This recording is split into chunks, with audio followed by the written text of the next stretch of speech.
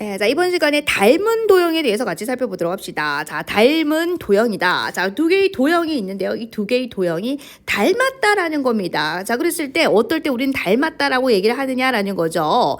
자, 한 도형을요. 지금 도형 두 개가 있어요. 이때 이 한 도형을 일정한 비율로 밑줄 한번 그어보세요. 자, 일정한 비율로 확대를 하거나 축소를 했더니 다른 도형하고 합동이 되더라라는 겁니다. 얘들아, 자, 요 도형을요 확대를 했더니 또는 이 도형을 축소를 했더니 완전히 포개어지더라. 그게 합동이라는 얘기죠. 자, 그랬을 때 우리 두 도형을 닮았다라고 얘기를 합니다. 예를 한번 들어보죠.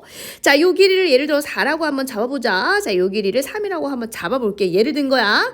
자, 그리고 요 DE 보이죠? D를 6이라고 할게요. 그리고 EF를 4.5라고 한번 예를 들어보겠습니다. 여러분.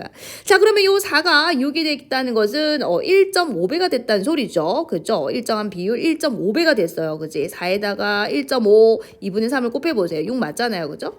자, 3도 1.5배 해보세요. 그러면 2분의 3 곱해봐라. 그러면 2분의 9니까 4.5가 맞습니다. 그죠? 자, 일정한 비율로 그러니까 요 아이를 1.5배 해주시고요. 자, 요 아이도 자 이렇게 똑같이 1.5배를 했더니 자, 그리고 이제 나머지 자 두 개를 연결을 한번 시켜봅시다. 이렇게 연결을 시켰을 때 자, 보세요. 자, 요 4를 1.5배 했습니다. 자, 요 길이는요 3을 1.5배 했어요. 자, 그랬을 때 요 삼각형하고요. 요 삼각형이 완전히 포개어지더라. 완전히 포개어지더라. 합동이 되더라. 이 소리입니다.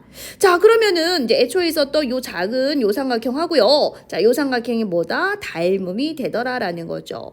자, 그랬을 때 얘들아 요 각이 바뀌면 될까요? 각은 바뀌면 안 되죠. 각이 바뀌어버리면은 요 삼각형하고 요 삼각형이 완전히 포개어질 수가 없죠. 각은 같아야 됩니다. 그래서 요 길이가 그대로 확대돼야 되죠. 그대로 쭉 늘어나는 겁니다. 아셨죠? 자, 그래서 1.5배 예를 든 거예요. 자, 여기도 1.5배 이렇게 늘어난 거죠. 자, 그럼 4에서 1.5배 늘어나면 6이 되는 것이고, 자, 3에서 1.5배 늘어나 보세요. 그럼 4.5가 되잖아요. 자, 그러면 요 길이 이제 6이 되고, 요 길이가 4.5가 되고, 자, 각은 어떻습니까? 지금 각은 서로 같죠? 그래서 두 아이가 합동이 되더라 이 소리입니다. 일정한 비율로 확대를 했더니 누구를요? 요 삼각형 보이지? 자, 이 삼각형을 일정한 비율로 확대를 했더니 요 삼각형하고 완전히 포개어지더라라는 겁니다. 자, 그러면은 그럼 뭐라고요, 여러분? 자, 요 작은 삼각형하고요. 자, 요 삼각형이 서로 닮았다라고 얘기를 한다라는 겁니다. 자, 닮음인 관계에 있는 두 도형을 우리는 닮은 도형이라고 할 건데 여러분 닮은 도형을 나타낼 때 중요한 게 있어요. 자, 대응하는 점의 순서를 맞추어 써야 된다. 여러분 이거 서술형에서 정말 감점 많이 당합니다.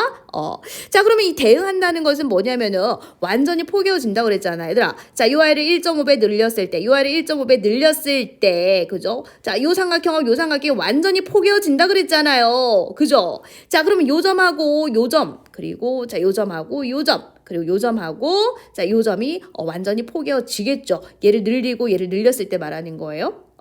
자, 그랬을 때 요 꼭지점이 얘가 될 것이고, 자, 요 꼭지점은 그대로 얘가 될 것이고, 자, 요 아이를 1.5배 늘리면 얘가 될 거잖아요. 일정한 비율로 늘렸을 때. 그때, 자, 요 대응하는 점을 우리는 대응점이라고 할 거고요. 자, 대응하는 각을, 그러니까 완전히 포개어지는 그 각을 얘기하는 거예요. 대응각이라고 하겠다. 자, 그럼 요 아이하고 요 아이가 대응각이 될 것이고요. 자, 요 각하고 요 각이 대응하는 각이 되겠죠. 자, 마찬가지입니다. 자, 요 아이를 일정한 비율로 확대를 시켰을 때 얘가 된다 이 소리잖아요. 자, 그럼 얘하고 포개어지는 것은 얘가 될 것이고, 얘하고 포개어지는 것은 얘가 될 것이고, 얘하고 포개어지는 것은 얘가 되겠죠. 일정한 비율로 확대를 시켰을 때. 자, 그것을 우리는 대응하는 변이라고 하겠다라는 겁니다. 자, 그래서 얘들아, 우리 자 기호로 자 요거 시밀러 보이죠? 닮음이라는 뜻인데 요 첫 번째 단어 보이시죠? 요 아이를 옆으로 이렇게 눕혀 놓은 거예요. 아셨죠? S를 옆으로 눕혀 놓은 겁니다. 아셨죠? 자, 우리가 두 삼각형이 넓이가 같다 할 때는 여러분 이렇게 짝대기 2개 쓰죠? 자, 합동일 때는 짝대기 3개를 씁니다. 닮음일 때는 요 앞에 S 보이나? 요 S를 옆으로 이렇게 누워가지고 요렇게 쓸 겁니다. 중요한 게 뭐라고요? 대응하는 순서대로 대응하는 점의 순서를 맞춰 써야 한다는 겁니다. 그건 합동일 때도 마찬가지였죠, 여러분. 닮음일 때도 합동일 때도 우리 적을 때 대응하는 점의 순서대로 적어주셔야 됩니다. 아셨죠? 자, 그래서 만약에 문제에서요, 요 아이의 각이 주어졌어요. 요 아이가 뭐냐면 30도 이렇게 주어졌어요. 그러면 우리는 그림을 보지 않고도 얘하고 대응하는 점이 얘니까 요 아이의 각도 30도구나라는 것을 알아낼 수 있는 겁니다. 이해되셨을까요? 자, 만약에 합동이라고 했을 때도 마찬가지죠.